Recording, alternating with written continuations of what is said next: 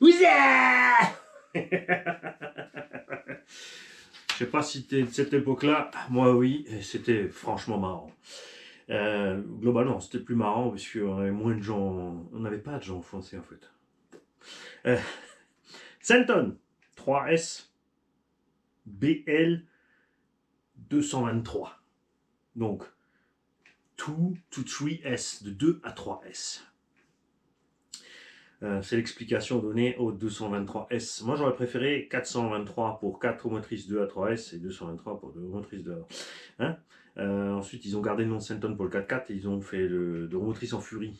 Bon, ça évite les mélanges de Fury 4.2, 4.4. D'un autre côté, ça fait longtemps qu'on est habitué au même nom 4.2, 4.4. Je pense que ça coince. 2 runs pour l'instant. Pied dedans. On a fait un run avec une 5200, on a fait à peu près 12 minutes, et un run avec une 8000, où on a fait 13 minutes 50. Alors, je t'explique. La 8000 a bien chargé, 7500 les brouettes. La coupure est bien, on était à 3,65, 3,70 par cellule, enfin non, 3,60, 3,65, pardon. Et forcément, la deuxième, je suis resté pied dedans. Le bébé fait 4 kg. On a un tout petit moteur 3660. Alors oui, il n'a pas trop de kV, il a 3100 kV.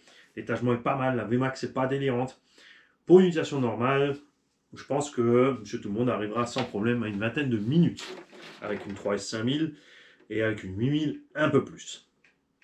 Comme vous avez pu constater, et ça c'est sans détour, il y a évidemment la température qui va monter en été. C'est pas parce qu'on peut pas toucher le moteur qu'il est trop chaud. Ne vous faites pas avoir avec ça. Prenez plutôt un thermomètre pour mesurer le moteur parce que, je le dis dans toutes les vidéos, les doigts à 50, ils te disent enlève-toi de là, les gens un peu plus bourrins, ça va être 60. Mais du coup, on sait que tac, on peut rester quelques secondes, ça fait à peu près 70-80, il n'y a pas de problème, on est dans les plages acceptables. Mais ça vient avec l'habitude et quelques brûlures. C'était pas sûr, mais pas les doigts dessus. C'est pas compliqué. Les neuneux comme moi, c'est pas très grave. Tu mets le doigt, oh c'est trop chaud, oh c'est brûlé, ah ouais. C'est à peu près, ça se passe à peu près comme ça. Très content de cette machine. Ça roule beaucoup mieux que l'ancien Centon 4 roues motrices. Pourtant, si tu regardes ce papier, pas grand chose n'a changé. Ils ont rajouté le diff central. On a les mêmes pneumatiques et on a du poids en plus. Le poids, bien sûr, amène des bonnes choses. On a plus de traction, ça décolle moins vite du sol. Ils ont aussi fait une suspension plus souple parce qu'à un moment donné, sur le Centon, ils avaient fait, voilà, à cause des bâcheurs qui envoient tout en l'air, mais on s'en fout. Les shockers, on les envoie pas sur les grosses rampes, personnellement. Tu vois, ça m'arrive de temps en temps, mais je veux dire, c'est jamais les sauts que je fais avec des monsters. Donc la suspension souple, moi ça me va super bien. J'aime beaucoup, c'est vraiment très agréable. Avec la batterie à bord, c'est vrai, vous l'avez vu, vous l'avez entendu, parce qu'on l'a laissé comme il est, on n'a pas augmenté les précontraintes ni rien. On a tendance à taper assez facilement, même sur un pump track. Donc si tu as ce pump track, je te conseillerais d'augmenter la précontrainte, ce qui ne durcit pas la suspension, ce qui diminue sa progressivité. Au lieu d'aller de 2 à 10 kg, elle va aller de 4 à 10, tu vois. Donc, il faudra un choc de minimum 4 kg pour faire bouger la suspette. Ton maxi sera toujours ton maxi, d'accord?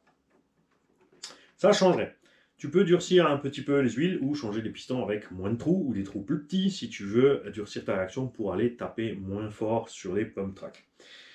Globalement, je te dirais qu'une solution simple et efficace pour aller sur le pump track, c'est d'ajouter sur les tiges d'un morteau des butées en caoutchouc ou en TPU, un truc imprimé 3D relativement souple ou des passe-fils, ce genre de choses. Tu mets, franchement, tu mets 1 cm devant derrière, un truc qui s'écrase. Ça aide beaucoup aussi. C'est une solution relativement simple sans devoir toucher le setup. Ça te mettra des fois un peu en défaut dans d'autres situations, mais pas trop non plus. Alors ça gommera pas tout sur le pump track, mais ça peut aider. Avant que j'en foute partout, on dirait ça.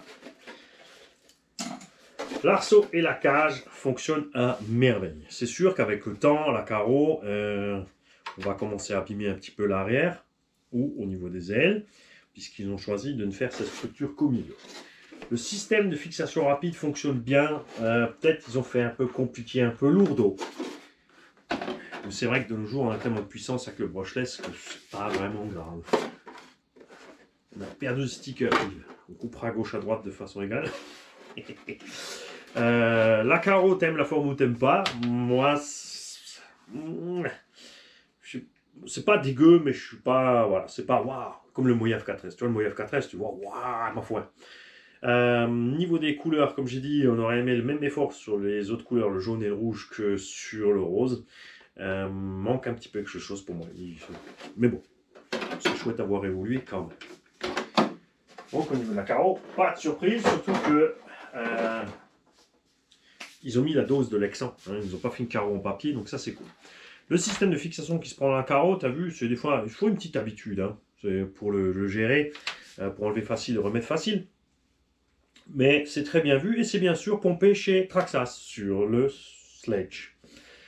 N'est-ce pas? Parce que ça évite à la carreau de se faire lever le nez, vu qu'elle est plus large que le pare-choc. Donc ça la maintient en place pour avoir moins d'effort de traction ensuite sur les plots. À l'intérieur, j'ai laissé exprès, regarde la différence, elle est flagrante. Extérieur, check ça. À l'intérieur, on a un peu d'herbe qui est rentré. Mais ça s'arrête là. Tu vois? Rien de plus, rien de moins. Ce qui est génial, puisque le gros souci de ces engins de cette gamme a toujours été le fait que des pierres, du sable ou de la terre se logent entre le moteur et l'arbre de transmission et à usiner l'arbre de transmission jusqu'à ce qu'il lâche. Ça va relativement vite. Sur le Kraton 4S, c'est arrivé en 5 minutes. 5 minutes, 5 minutes, 5 minutes.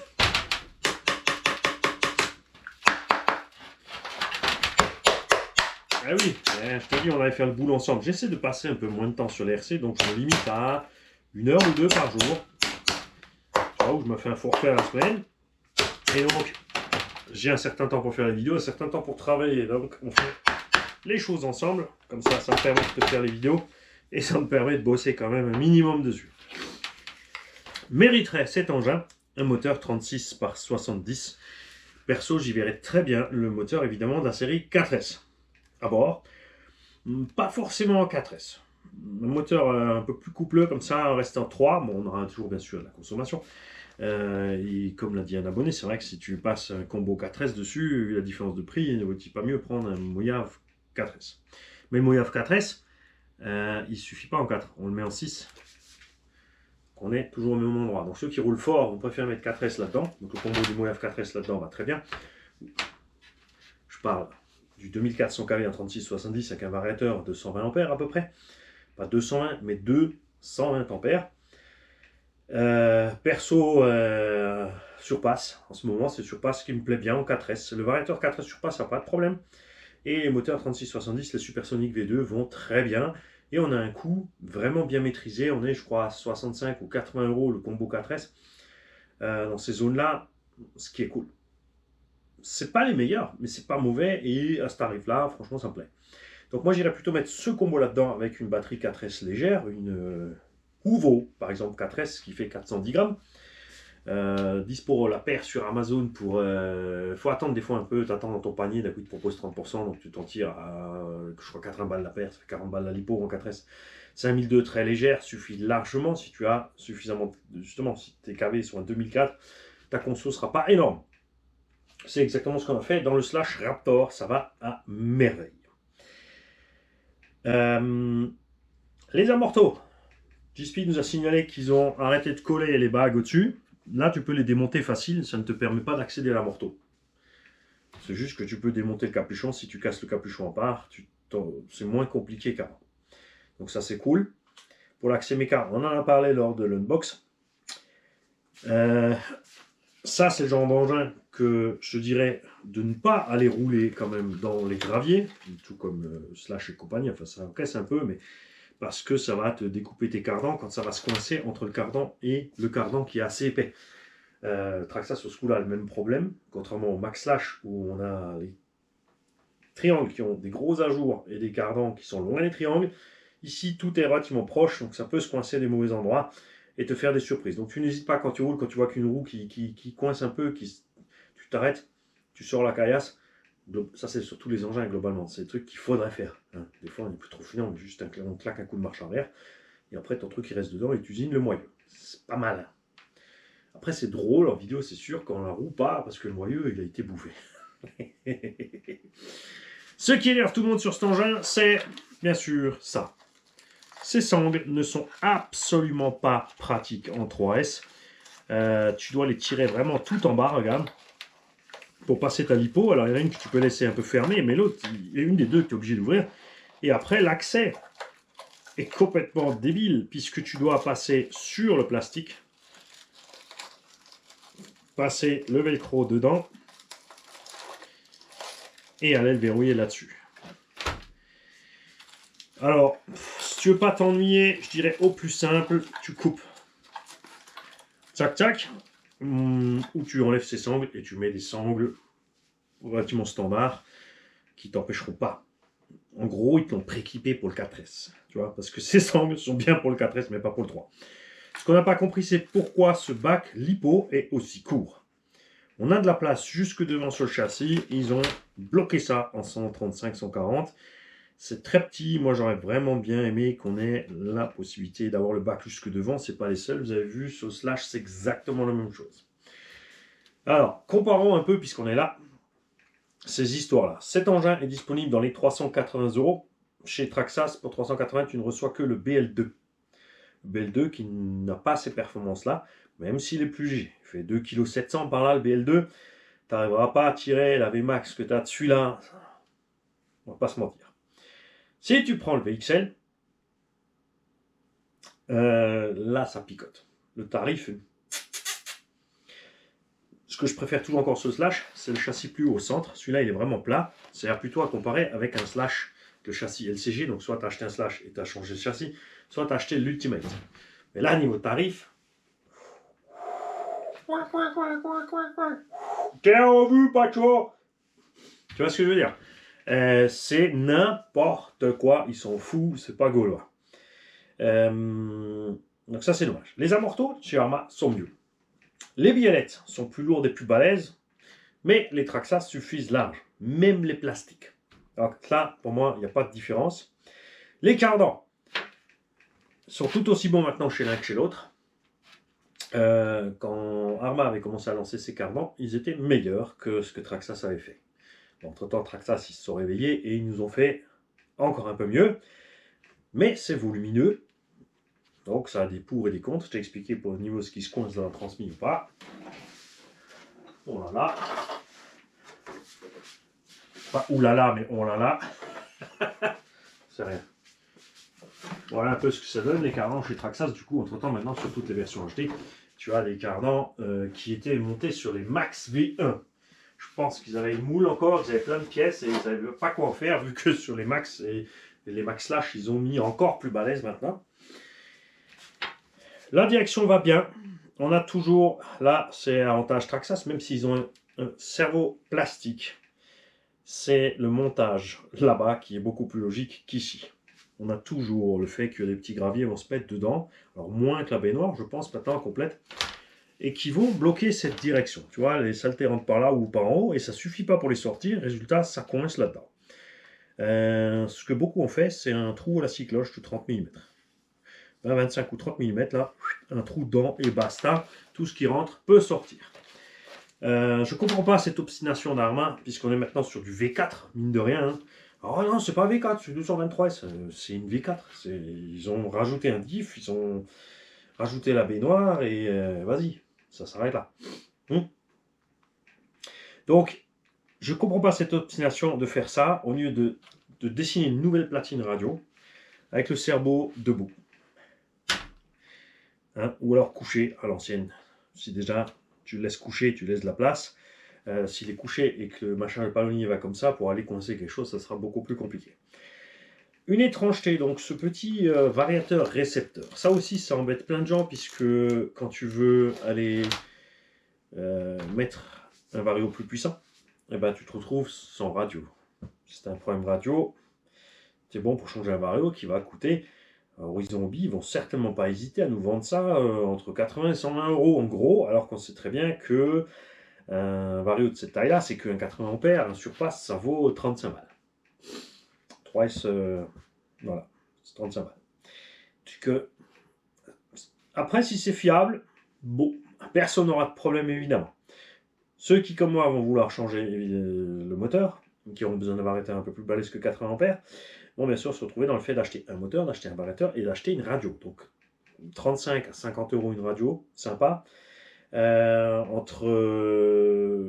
tu prends un Obi-Wan Quick Run G2, entre 45 et 60 euros selon là où tu le trouves. Équivalent Surpass, c'est pareil, c'est aussi dans ce prix-là à peu près. Quoique le 4S Surpass, c'est peut-être un peu moins cher. Et ensuite, un moteur de ton choix, et là, tu as de tout ou de rien. Tu as des moteurs qui coûtent 20-25 euros déjà, et tu en as évidemment jusqu'à des prix très éloignés, très au-dessus. Pour le Vario, évidemment aussi. Hein. Si tu as envie de te mettre un combo de compète dedans, c'est toi que ça regarde. C'est ton argent, tu fais ce que tu veux. Donc ça, c'est le truc qui embête un peu les gens. Arma est en train de jouer au jeu, où Traxxas joue aussi un petit peu, c'est de dire le jeu d'iPhone. C'est que tu vois, ils te ramènent vers leur truc à eux. Il faut prendre des batteries IC5, le chargeur IC5, le machin, le bidule, gna gna gna gna gna. Bon, alors côté batterie, ils sont encore un peu moins chiants, puisque les IC5, c'est compatible EC5. Ce sont exactement les mêmes prises IC et EC, d'accord? Elles sont juste orange ou bleu. Et là, IC a en plus un petit pin au milieu. Pas une, on est obligé de dire un petit pin, parce que sinon ça va être un problème. Pour la télémétrie. Télémétrie dont la plupart d'entre nous s'en fout royalement. Moi, je veux pas tous ces gadgets de télémétrie, de mesure, de trucs bidules, gna gna gna. Alors, si ça permettait de mesurer chaque cellule et d'avoir une alerte quand tu as un déséquilibre des cellules ou que ta batterie surchauffe, oui! Mais c'est vraiment le cas. Et ensuite, toute cette télémétrie, pendant que je roule, je regarde pas sur ma radio, je roule. Donc moi, vraiment, j'ai envie qu'ils nous laissent tranquilles avec leur AVC, TSM, ESP, truc muche, DS, machin, truc muche, là, ou comme ils appelaient ça ici, et avec toute cette télémétrie, tous ces gadgets, et que l'argent qui n'est pas investi dans cette technologie soit juste mis dans le moteur. D'accord? Moi, j'aime bien. Moins il y a de trucs gadgets sur le véhicule, plus il reste de pognon pour le moteur. Et le moteur, c'est le cœur de la machine, là. Et si tu ne sais pas de quoi je parle, tu vas voir le sketch à Dieudo. Ça, c'est sûr. Les triangles méchamment solides. Parce que là, on s'est dit, quand même, avec 4 kg, les petits triangles des 3S, eh ben, rien du tout. Parce que là, on a fait quelques jolis plantés de bâton. Rien n'a bronché au niveau des triangles, skid plate, pare-choc, etc. C'est génial. Je pense que c'est aussi à cause de ce surpoids qu'ils ont modifié les portes-fusées avant-arrière pour notre plus grand bonheur. Ça, c'est certain. Parce que s'il n'avait pas fait, là, oui, on aurait eu de la casse. C'est clair. Est-ce que c'était nécessaire que l'engin finisse aussi lourd? Je pense pas. D'un côté, c'est vrai que c'est bien qu'on ait des cages dans les carreaux. D'un autre côté, m'est avis qu'une carreau de 2 mm Lexan serait moins cher qu'une carreau de 1 mm plus un arceau et qu'elle encaisserait autant.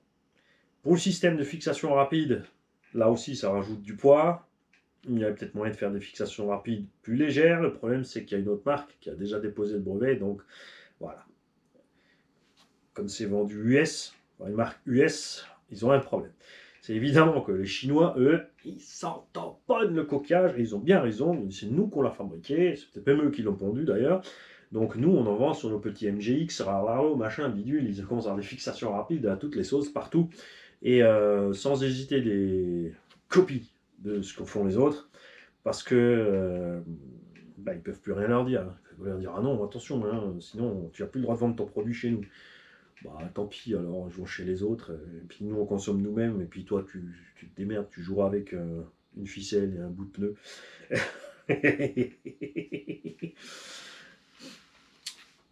Trop tôt bien évidemment pour parler de l'endurance du diff central, je suis pas inquiet puisqu'il est basé sur les mêmes systèmes que le diff avant et arrière, donc ça devrait tenir un sacré moment.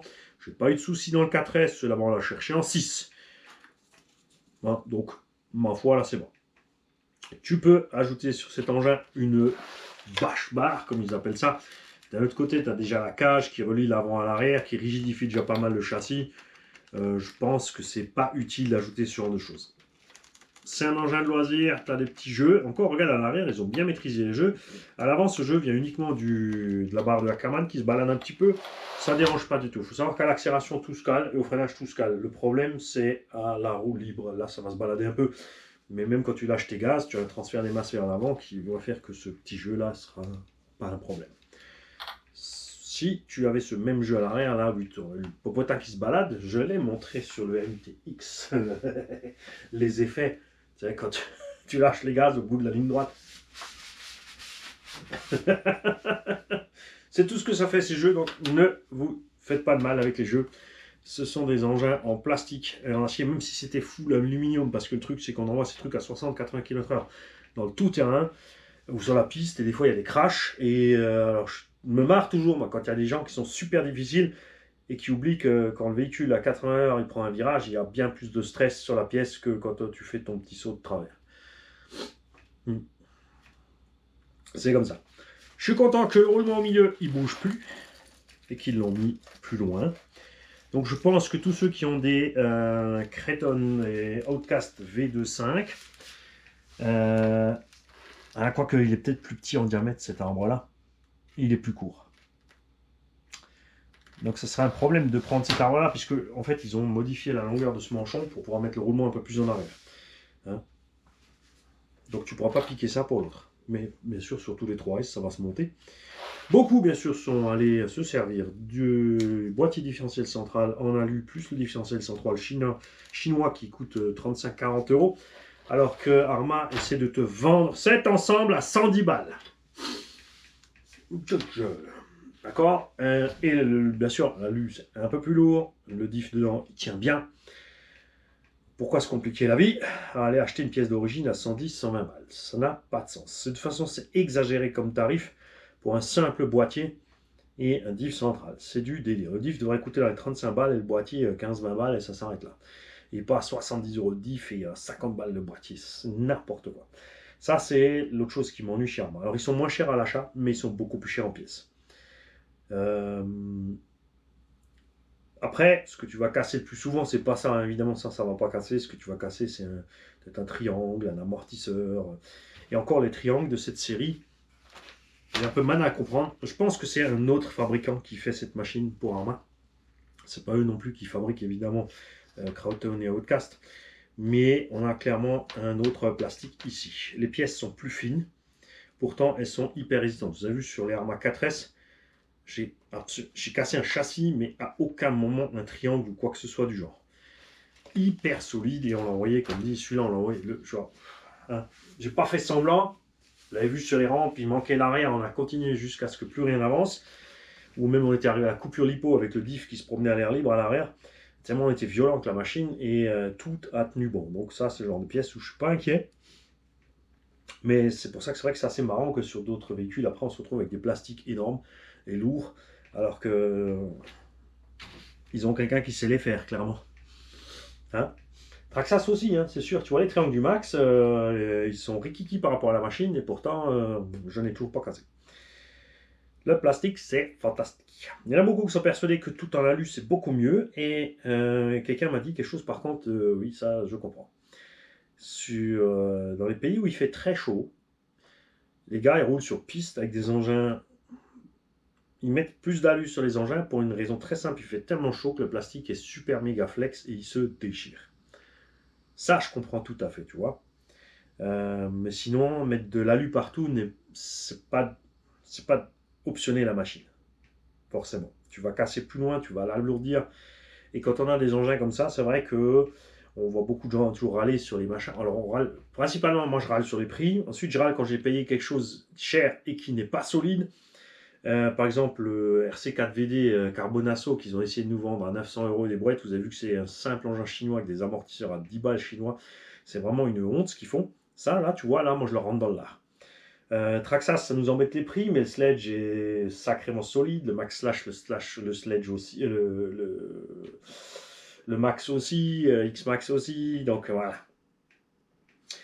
Là, on a un engin pas trop cher et on a aussi la solidité en prime. Et je pense que si tu fais un peu gaffe à ta machine et que tu fais pas trop le cochon et que tu n'essaies pas de l'envoyer sur les rampes comme un fou furieux alors que c'est un short c'est assez lourd et c'est pas fait pour. Euh, Après, c'est à toi, tu fais ce que tu veux. Mais ta vie que cet engin va te tenir très longtemps pas sans le moindre entretien, mais avec un entretien vraiment limité.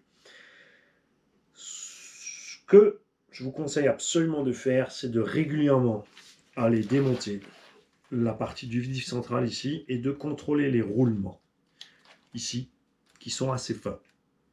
Ces deux roulements entrée-sortie là, contrôlez-les régulièrement. Ici, c'est le point le plus chaud du véhicule. Tu as le moteur qui est accroché sur la plaque sur lequel est aussi le diff. On a donc du frottement entre pignon et couronne. On a du frottement à l'intérieur du diff quand ça mouline et que une partie de la puissance part devant. On a donc énormément de chaleur accumulée là-dedans. Une vitesse de rotation relativement élevée puisqu'on est à peine sur la réduction primaire. La secondaire se fait ici au niveau du pignon d'attaque et de la couronne. Pour ceux maintenant qui vont me dire « Ah oui, mais bon, c'est compliqué, tu parles avec beaucoup de termes techniques », vous allez voir maintenant tout de suite, vous mettez cette vidéo en pause, la playlist Le Coin du Dépanneur, du débutant, pardon. Vous allez voir ma playlist sur la chaîne. Vous allez sur la page principale de la chaîne, RC Garage 68, et vous allez voir la playlist Le Coin du Débutant. Vous passez toutes les vidéos, même les anciennes. Franchement, je vous conseille. On a fait des anciennes et des récentes. On a fait deux angles d'attaque un peu différents. J'ai utilisé des termes simples pour réussir à expliquer tout ça facilement pour que tout le monde comprenne. Tous les gens qui ont regardé m'ont dit effectivement c'est facile à comprendre, il n'y a pas de problème. Parce que mon but, c'est pas d'utiliser du gros jargon technique tout le temps. Mais là, si je te parle du pignon d'attaque et tu ne sais pas ce que c'est pas que c'est du jargon technique compliqué, c'est que tu n'es pas encore au point. Et donc, c'est à toi d'apprendre certaines choses. Donc, passe voir cette playlist, Le Coin du Débutant. Dans la foulée, tu enchaînes la playlist Le Coin du Dépanneur, parce que beaucoup de choses sont reprises de l'une de l'autre, ça se croise. D'accord? Et du coup, quand tu achèteras ton véhicule, tu auras déjà des connaissances de base qui vont te permettre de t'en sortir tout seul. Si tu coinces, après avoir cherché, prenez bien cette habitude les gosses, de plus en plus, il y a des gens qui posent des questions à tort à travers parce qu'ils ne veulent pas chercher. Il n'y a que eux et leur petit monde à eux. Ils posent une question, il faut une réponse. Cherchez d'abord vous-même. Vous allez être plus malin, plus intelligent, plus autonome. C'est que du bénéfice. Et il ne faut pas chercher 3 heures, je t'assure. Et si tu ne trouves pas, ou si tu as trouvé mais tu n'es pas sûr, tu as toujours mon mail, rcgarage68@gmail.com, sur lequel tu m'envoies un mail, tu me décris le véhicule que tu as, le problème que tu as, à quel moment c'est survenu. Très important de me dire, j'ai modifié, j'ai démonté, j'ai fait ci, j'ai fait ça. Pas omettre de me dire, j'étais à pleine balle, j'ai pas vu le poteau de but, j'ai ramassé le poteau de but. Cette voiture, c'est de la merde, elle est cassée, j'étais à peine en promenade. Et je vous jure, il y en a un qui m'a fait ça. Il m'a dit, il était en train de promener son chien, il a explosé la transmission de son X-Max. Au bout de 20 mails, lui tirer les verres du nez, il m'a sorti qu'en fait, il était en wheelie et qu'il a tapé le poteau de but au bout. Donc des efforts et des forces en rotation et en mouvement, de l'énergie cinétique. Ça aussi, c'est dans le coin du débutant. On a des tutos un peu plus complexes aussi sur certaines choses, avec le petit tableau que il y en a qui ont peur quand je sors le tableau. Bref, pense à tout ça, prenez soin de vos caisses. Donc là, tu ouvres régulièrement. Franchement, avant-arrière, j'ai jamais eu de surprise. Moi, ça me va bien. Le constructeur te dit tous les temps et temps de Pâques, tu fais ci, tu fais ça. Ça, c'est à toi de voir. Moi, perso, quand je ne connais pas une machine, je vais faire ce qu'il dit au départ pour voir un petit peu comment ça se passe à l'intérieur, jeter un coup d'œil. Cette base, maintenant, on la connaît depuis longtemps, je sais qu'elle tient, donc pour ma part, mais je te déconseille de le faire, comme ça les personnes disent « Ah, il est magique, elle dit ». Honnêtement, sur les RC, parce qu'on parlait de râler avant, on a quand même un paquet de modèles d'une fiabilité, même si on n'est pas content, revient 15 ans en arrière, c'est le jour et la nuit. On a, chez tous les constructeurs, presque tous, des caisses, franchement, tu les achètes, tu les payes un prix que tu trouves cool, des prix qui font grincer des dents des fois, mais au final, quand tu regardes la fiabilité des machines et ce qu'on fait sans arrêt avec, quand tu vois par exemple le Hobo MTX, je veux dire, on l'expédie, je le satellise systématiquement. J'ai cassé 2-3 triangles, 2-3 pistons, et puis voilà, c'est tout. Alors certains vont râler, ouais, je casse les traîneaux, j'ai cassé le machin, mais regarde ce qu'on fait avec la caisse aussi. Et pas qu'après pas qu'on les maltraite de cette façon. Bon, ces deux-là, on fait un peu malheureux. HPI, tu vois, là, il faut optionner pour y arriver. Ils ne sont pas encore au point. Il faut les laisser renaître de leur cendre dont ils sont renés, dont ils sont renés, dont ils sont renés. Parce que ils n'ont pas évolué le problème depuis 3 générations, alors que les autres ont continué. Traxxas n'ayant pas coulé, c'est vrai qu'ils ont fait pendant longtemps une génération qui nous a énervés, et Revo 1 et Max. Et ensuite, ils nous ont pondu Revo 2, Sledge, TRX4, Max, Max Slash, X-Max, des engins. Ah, tu te dis, waouh, quand même. C'est quand même dingue ce qu'on fait, parce que si on était sur un vélo, on n'essaierait pas de faire la moitié de ce qu'on fait à ces bagnoles. Ça, c'est sûr. Et on enchaîne, et on enchaîne, et on enchaîne, et au niveau de l'entretien, on ne fait pas grand-chose. Arma aussi arrive à ce point-là. Maintenant, avec les V5, V6, ici, donc pour moi, les V4, clairement. Alors oui, on a des constructeurs qui nous sortent des engins sortis de la boîte, ils sortent de nulle part, KDM, ICC Racing, tout ça, ils nous sortent des engins, boum, ça marche. C'est génial aussi, c'est sûr. Bon, évidemment, ils ont profité, ils ont regardé ce qu'ont fait les autres pendant des décennies de travers. Donc on a quand même un paquet d'engins, hein, c'est pour ça qu'il y en a autant derrière moi, qui ils roulent quoi. Ce qui est énervant, ce qui moi m'énerve le plus sur un engin, c'est une transmission trop fragile. Quand tu as des pignons d'attaque, couronne, arbre de transmission centrale, des trucs comme ça qui lâchent, qui ne tiennent pas la puissance, et que il n'y a pas grand chose à faire, ou que l'accès toujours, c'est long, c'est quand même si tu as un accès rapide, il faut quand même chaque fois tout démonter pour arriver à ces choses-là. Donc ça, c'est le plus ennuyant. Quand c'est une machine qui est répandue, tu as très vite des optionneurs comme RPM ou autres qui font des pièces. Quand tu as des machines moins répandues, c'est un peu le problème Coralie, tu vois, la machine n'est pas encore au point, le plastique n'est pas encore au point. Pour attaquer ce niveau-là, tu seras content avec ton Coralie. Si tu prends le modèle de base, n'importe lequel, il y a des grosses promos en ce moment. Enfin, ça fait un moment. Hein. Tu trouves des Coralie entre 350 et 450 euros, des 6S. Tu mets que 4S, tu n'auras pas d'ennui avec ces machines. Tu fais ton entretien, tu fais attention, tu respectes ta caisse et ça va aller très bien. Je te parle pour les plus exigeants. Mais comme elles ne sont pas assez vendues, les équipementiers ne font pas encore de matériel. On a certains Chinois qui commencent à en faire, mais pas tous, c'est pas tous ceux qu'on aimerait. Donc voilà. Et cette caisse, ça fait longtemps qu'elle fait partie des engins super fiables, parce que même si on avait des petits soucis peut-être de cartons centraux et de transmission sur les roues, souvenez-vous la génération d'Amorto qui fuyait, je veux dire, la base de ces caisses, tant qu'ils sont restés en 3S, ça se passait bien. Après en 4S, Mani, t'as oublié de le remancher, bon, ça se passait forcément moins bien. Et là, on est à une génération de plus, avec une pièce en plus qui, pour moi, aurait dû être à bord depuis le départ, qui change pas mal de choses.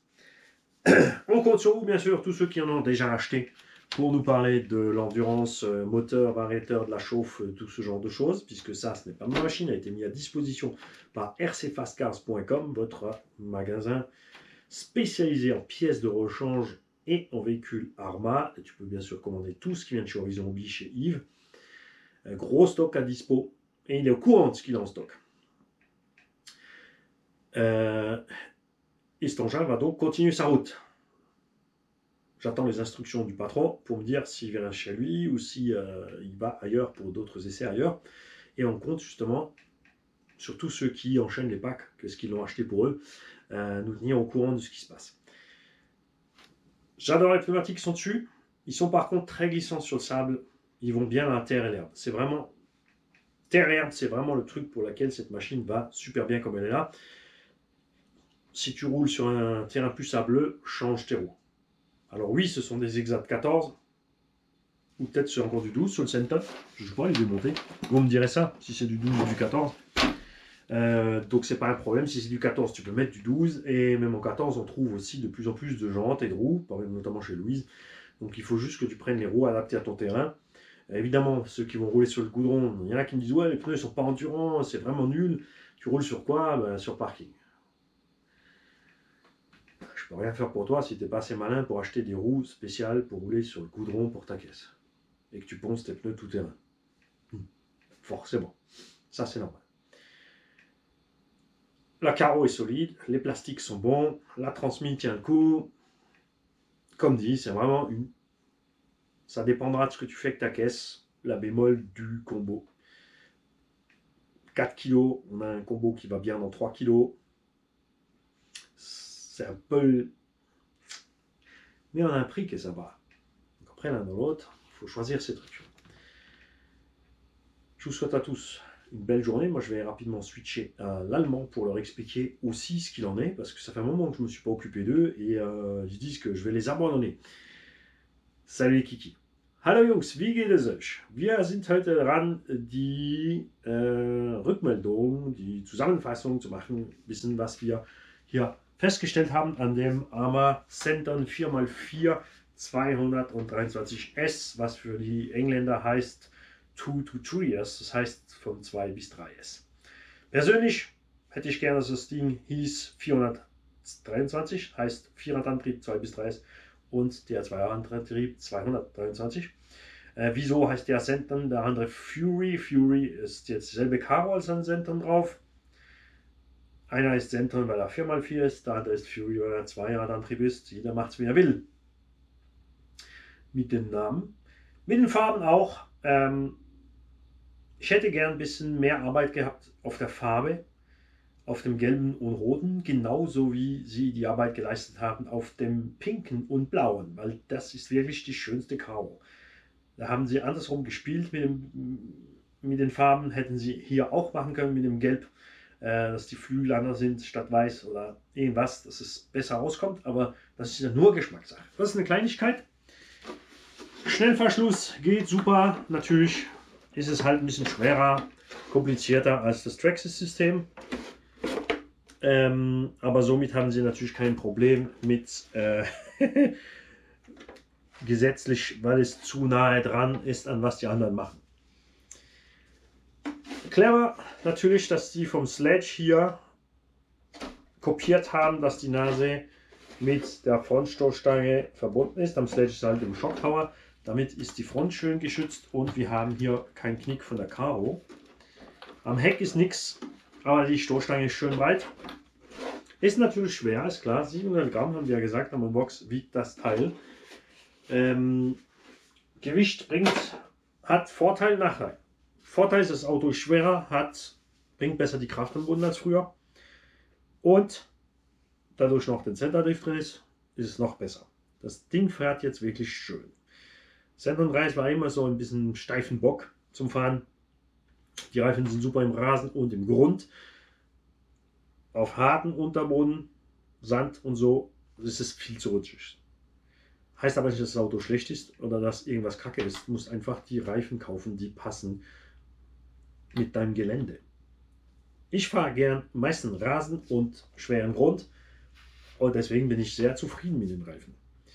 Die Plastiks bei AMA auf der Serie ist klar, es gibt, wir sind ja nicht blöde, AMA 6er Serie werden bei einem Fabrikant gemacht in China und die 3-4 Serie ganz klar bei einem anderen Fabrikanten. Das ist so. Ich hätte gern diese Kunststoff hier von dem Querlenker auf den 6s natürlich ein bisschen größer gemacht, aber nicht so fett gebaut, als was jetzt auf den 6s ist. Genau dasselbe bei Corrali.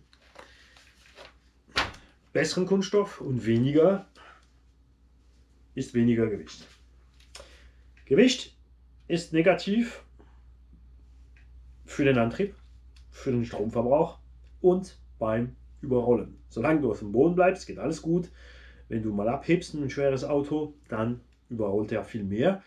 Und die Kräfte natürlich auch beim Aufprall sind größer und mehr Chancen, dass du was kaputt machst. Deswegen haben sie auch die Radnamen anders gebaut, weil das Auto schwerer ist. War eine sehr gute Idee. Sie haben endlich das Problem geregelt, wie den Stein hier die Motor- und Welle fräst. Die Wanne, wie du siehst, hat das Auto extra nicht gereinigt. Ist überall alles Dreck und guck mal rein. Fast nichts. Nur ein bisschen Sand und Rasen ist da reingekommen. Das ist super. Für mich ist der einzige Negativpunkt, ist nicht mal wirklich negativ, ist natürlich, dass der Regler und Empfänger ein Teil ist. Wenn du nämlich einen stärkeren Regler willst, ein bisschen stärkeren Motor, musst du jetzt mal eine Funke kaufen. Und ich sehe auch schon, wenn es das natürlich niemals stirbt, ist das top. Aber irgendwann hat dann mal das Problem, außer Garantie, dass irgendwas am Receiver nicht geht oder am Regler, und dann muss er das ganze Teil kaufen, das teuer ist. Persönlich hätte ich lieber gehabt, dass die Elektronik von den 4S hier reingeht, weil das Ding 4 Kilo schwer ist. 4 Kilo 4S geht super schön. Er fährt natürlich toll mit 3S. Ihr habt es gesehen, wir haben schönes Topspeed, wir haben eine schöne Fahrt, wir haben genügend Power beim Gas geben. Ist halt ein bisschen träger, man merkt. Bremse ist super. Kannst du einstellen, wie du willst. Aber Motor wird natürlich warm. Erste Testfahrt war es kalt, zweite Testfahrt hatten wir 10 Grad draußen, war der Motor schon nicht mehr anfassbar. Keine Panik. Motor, das man nicht anfassen kann, ist bei 50, 60 Grad. Das ist ein Signal für deinen Körper, es brennt. 50 für die Bürogummis und 60 für die Handwerker. Ist so.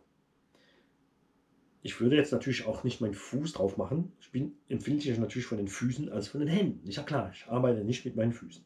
Leute, die immer barfuß rumlaufen, die haben das Problem umgekehrt. Was hat jetzt das zu tun im RC-Video?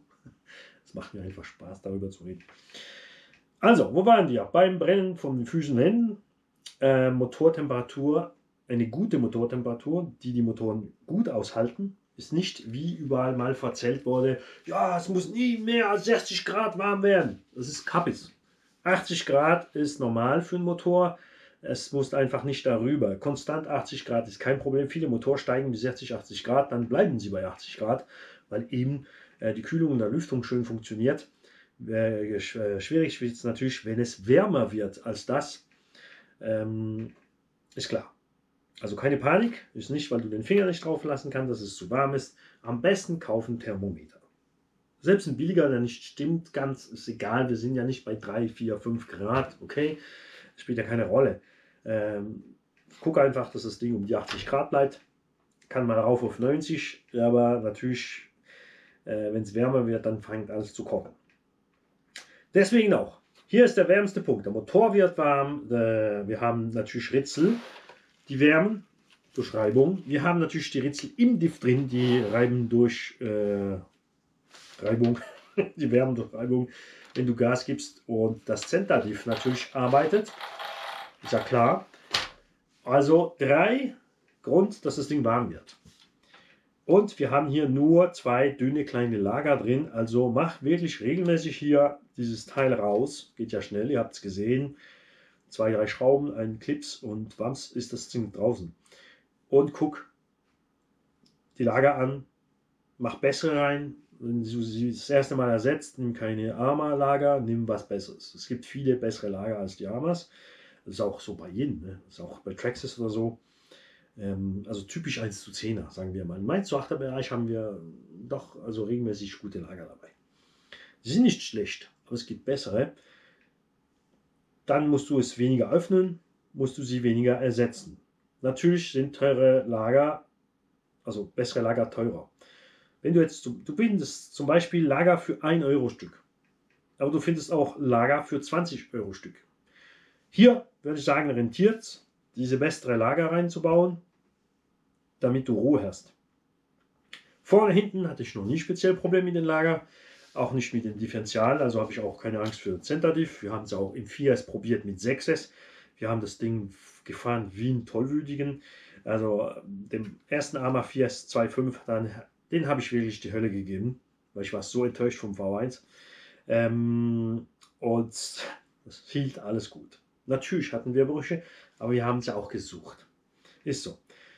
Für mich ist ein Shortcross kein Auto, zum auf Megasprüngen zu gehen. Es ist kein Bash-Auto. Kauf lieber einen Monster Truck oder einen Truggy, um zu bashen. Shortcross fahre ich lieber normal, mache schöne Sprünge damit. Manchmal ja, gehe ich mal auf die Rampe und klatsche den Flachboden, aber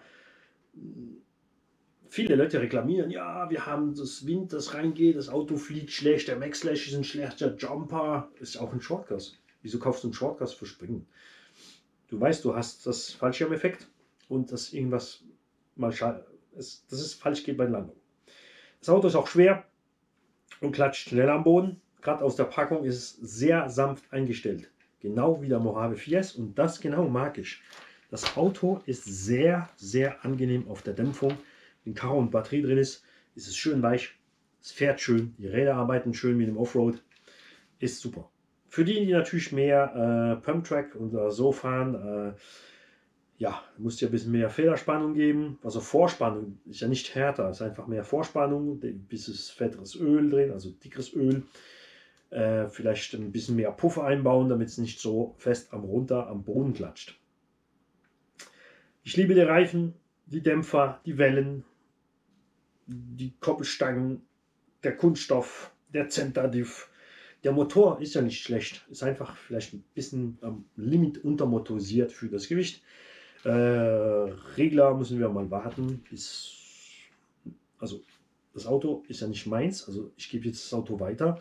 Aber ich zähle natürlich auf alle von euch, die dieses Auto gekauft haben, um mir mal ein bisschen zu erzählen, wie es da rauskommt in der Zeit mit Motor und Regler. Also nicht mit Motor, sondern mit Regler.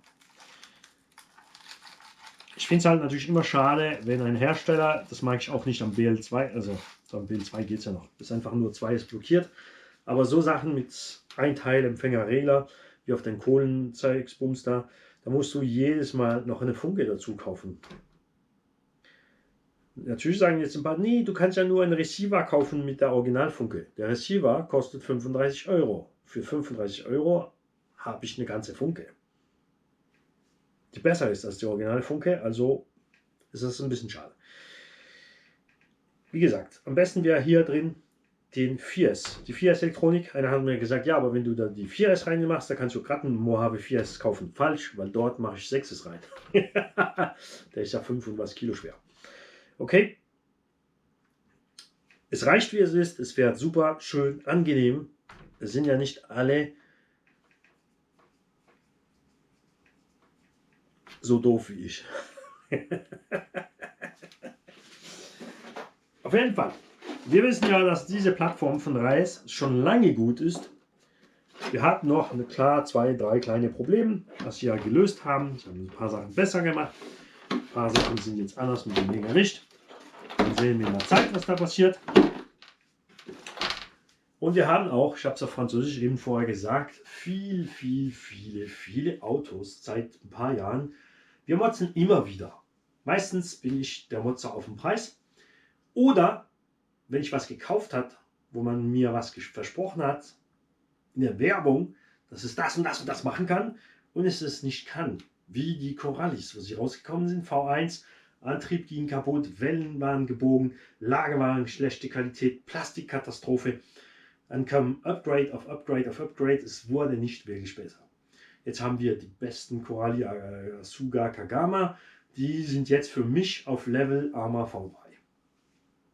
Die Elektronik war immer besser also Motorregler, bei Corolli als bei Arma. Der Servo ist ein 25er bei Corolli, ein 20er bei Arma. Der 20er ist viel besser als der 25er Corolli. Und die Kunststoffe sind immer noch nicht okay und die Autos werden immer schwerer, weil noch mehr drauf, noch mehr drauf, noch mehr drauf. Und das ist ein falschen Weg. Es muss neues Kunststoff rein. Wir wollen auch besseres Alu. Aber selbst wenn du die kaufst und normal fährst, es ist ja nicht, weil es ein 6S Auto ist, dass du 6S fahren musst. Kaufst ein 6S Auto, fahrst es nur 4S, geht es nie kaputt.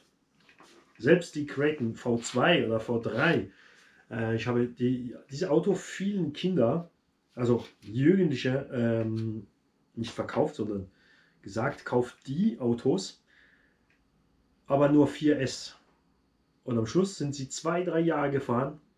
Jungs, die 13, 14 Jahre alt waren, haben die Autos bis 16, 17 Jahre alt gefahren, haben nur einmal am Anfang das Auto bezahlt. Damals war es noch billig, 450 Euro waren die V2 oder V3 oder knapp 500. Haben natürlich immer gewartet, bis Rabatt war, oder Ende Serie, wo die V4 rauskam, war die V3 billiger. Es gab immer noch V2, die super billig war. Und jetzt ist dasselbe Punkt mit Corolli. Du findest die Corolli 6S für 350 bis 450 Euro.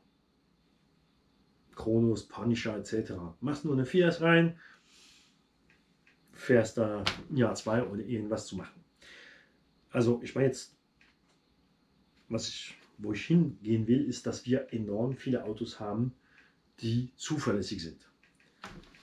Es ist nicht mal was schnell kaputt geht oder regelmäßig, weil wir regelmäßig falsch fahren damit. Aber gesamthaft haben wir ja Wow, Traxxas, Arma, Kaikepit, KDM, ITC Racing, Mingyang. Was haben wir noch alles? Team Magic natürlich. Viele Autos, die trotzdem, selbst wenn wir bringen es immer alles kaputt, aber im Gesamthaft ist der Level von was die Autos können und kassieren. Und nicht vergessen, dass wir die Dinger 60, 80 km/h fahren. Stell dir mal vor, die Dinger würden niemals mehr als 50, 55 fahren. Würde ja gar nichts mehr kaputt gehen an den Autos. Und das ist trotzdem hervorragend. Wir wollen immer mehr, aber wir haben schon Gutes. Es kommt natürlich immer mal zwischendrin ein Auto raus, das nicht okay ist. Aber es ist nicht okay, zu den heutigen Standarten. Vor 10 Jahren wäre das Auto, wenn jetzt 10, 15 Jahre zurückgehst und würde jetzt Corrali einen Kagama rausholen vor 10 oder 15 Jahren, wäre jetzt, also vor 15 Jahren, wäre das Ding von den RTR Plauschauto Nummer 1 gewesen. Da gab es nämlich noch den Triton V1 und der lausige e-Revo 1. Der war gut, aber ich meine jetzt von der Standfähigkeit her, mit 1 zu 10er Diffs und Lagerschirm drin, das meine ich jetzt. Wir sind einfach auf dem Punkt, wo es hart wird für die Hersteller, was zu bringen, was so gut als die anderen ist. Und wir wollen ja immer, wenn was kommt, dass es besser ist. Also wichtig ist, nicht, dass du das beste Auto kaufst. Es gibt kein bestes Auto. Es gibt das Auto, was genau passt, für was du damit machst. Und das musst du finden. Braucht ein bisschen Zeit. Es gibt ein paar Fehlkauf. Du musst gucken, was du für Gelände hast. Du musst natürlich, ist es voll beständig, wenn du ein Auto kaufst, dass du immer das ist 2 und 3S. Wir machen sofort 3S ein, wir fahren sofort 3S. Wäre natürlich vernünftiger, erstmal 2S zu fahren, bis wir gewöhnt sind, mit dem Auto zu fahren. Deswegen haben wir jetzt auch das gemacht, um den Leuten zu sagen, ja hallo, ihr müsst nicht immer volle Pulle, volle Kanne fahren und dann motzen, es ist alles zerschmort. Verstehe ich. Aber ich mache es trotzdem nicht. Ich fahre gerne volle Kanne. Aber ich weiß, was ich mache mit dem Auto. Ich weiß, was kaputt geht und wenn und wieso. Und ja. Und dann motze ich nicht mit mir selber, ist ja klar. Ich kaufe einfach das neue Teil. Ist so. Jungs, also ich warte auf alle, die schon mehrmals gefahren sind mit dem Auto als ich, die schon was gesehen haben an Verschleiß oder Verbrauch. Ich hoffe, dass die 4S-Version gleich auch mal als V3 rauskommen mit den Stahlkugeln drin und die paar Besserungen hier für Wellenschutz und so Sachen. Wir warten auch natürlich alle auf den Mojave V3 würde es jetzt da sein. Wir hatten ja die V1, ja zwar V2 war ja nur die andere Elektronik. Dann gab es den XB, also ja, doch würde es jetzt V3 heißen, wenn ein neue Mojave rauskommt, 6S. Würde super toll sein, wenn es kein 6S wird, sondern also mindestens mal ein 6S, aber Stopp mit dem BLX 4074 Motor. Stopp. Der hat nichts zu tun in einem Mojave, in einem Nero, in einem Fireteam. Ein 82er Motor verbauen, 1600 kV und dann sind alle zufrieden. Ganz einfach. Ich sage jetzt, weil das Problem ist natürlich, wenn Sie 8S reinbauen, dass wir natürlich das Auto zerschmettern. Andererseits wollen wir das doch. Bau es 8S. Hör uns zu, Armer. Jungs, macht's gut. Schöner Tag.